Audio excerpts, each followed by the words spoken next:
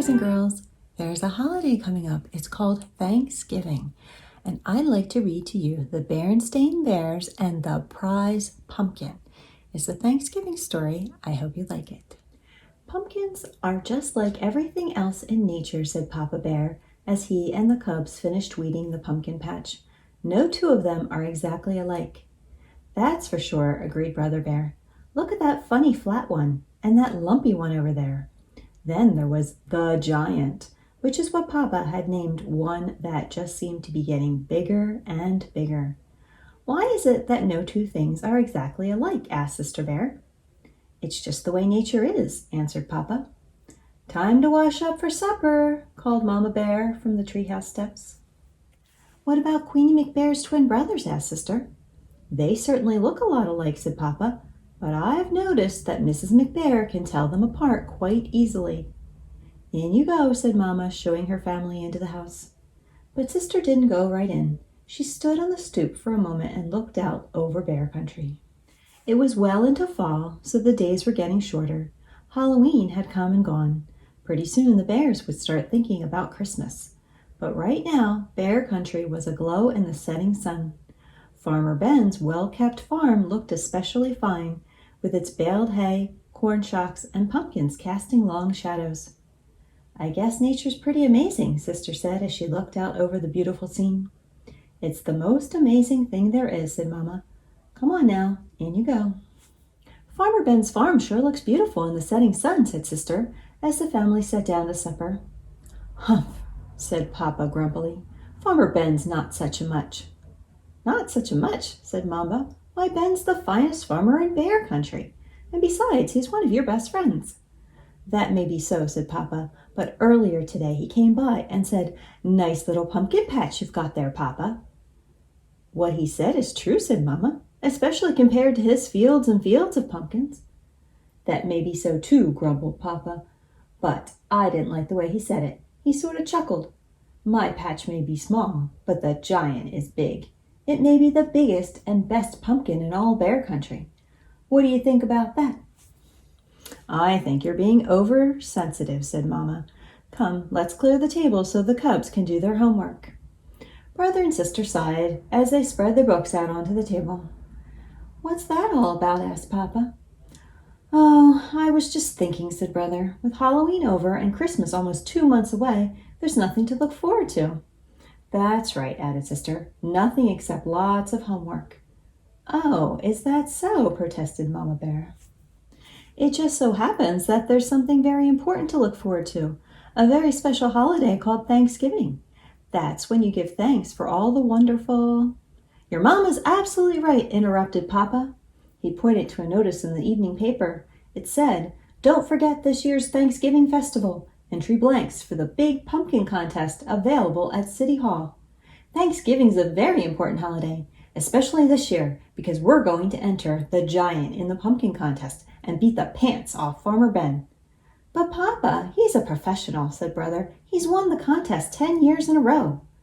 All the more reason to teach him a lesson. Come on, let's go and check up on the next heavyweight pumpkin champion of Bear Country, he said. Now it was Mama's turn to sigh. Thanksgiving was about giving thanks, not beating the pants off Farmer Ben. Isn't it a beauty? Papa said after they admired the giant. Across the road they could see a field of Ben's pumpkins. There were lots of fine ones, but none that measured up to the giant. There's homework to be done, called Mama Bear from the house. As they left, the cubs asked Papa, Aren't you coming in? Nope, he said, I'm going to stay out here a little while and watch the giant grow. And grow it did. It grew bigger, rounder, and oranger every day. When Papa and the cubs went to City Hall to get an entry blank for the contest, they saw the place where the winning pumpkin would go on display. We can't lose, said Papa. In their mind's eye, they could see their pumpkin in the place of honor. Mama tried to remind them what Thanksgiving was really about, but every time she did, Papa would interrupt. You'll have to excuse me, dear, he'd say. It's time to water the giant. He not only watered it on a regular schedule and gave it special plant food, he also covered it with a blanket at night and tucked it in against the cold. One afternoon, the Cubs got off the school bus with something important to tell Papa, but they were stopped in their tracks by what they saw. He was talking to the giant. Mama explained that Papa had bought a book from the swindler Rayfish Ralph about how to encourage your plants to grow by talking to them. Well, said Brother, I don't suppose it can do any harm. It sure could harm his reputation, said Sister, if anybody saw him talking to a pumpkin. Papa, Brother said, a cub at school told me he went on a class trip to Ben's farm and saw some pretty big pumpkins, especially one really big one that Ben calls the monster. We've got to get a look at it, said Papa. That evening, Papa and the Cubs climbed through the fence into Farmer Ben's field. They saw some good-sized pumpkins, but none to match the giant. Maybe it's behind the barn, whispered Papa. Suddenly a light shone on them and they heard Ben shout, Prowlers in the pumpkin field, get me my pitchfork. They got out of there so fast Papa tore his overalls climbing through the fence. What have you been up to? Asked Mama Bear when they got home. Nothing much, said Papa, just strolling through the moonlight. The weekend before Thanksgiving arrived and it was time for the big festival. The Bear family got there just in time. The pumpkin judging was about to begin. There were many fine pumpkins in the contest, but Papa was sure that none could measure up to the giant until he saw the monster.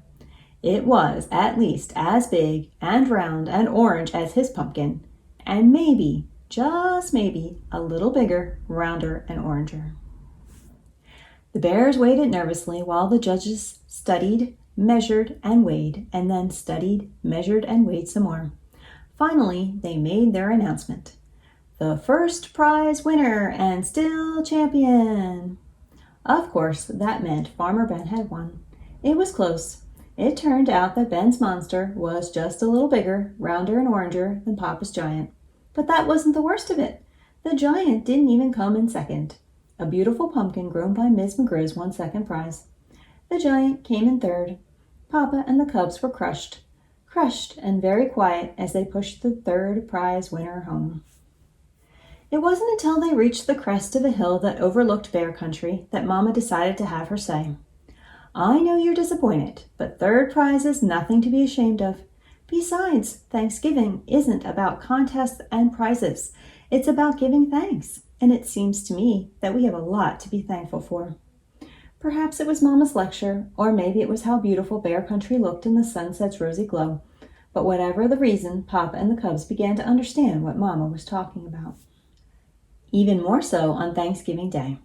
After the Bears gave thanks for the wonderful meal they were about to enjoy, Sister Bear gave her own special thanks.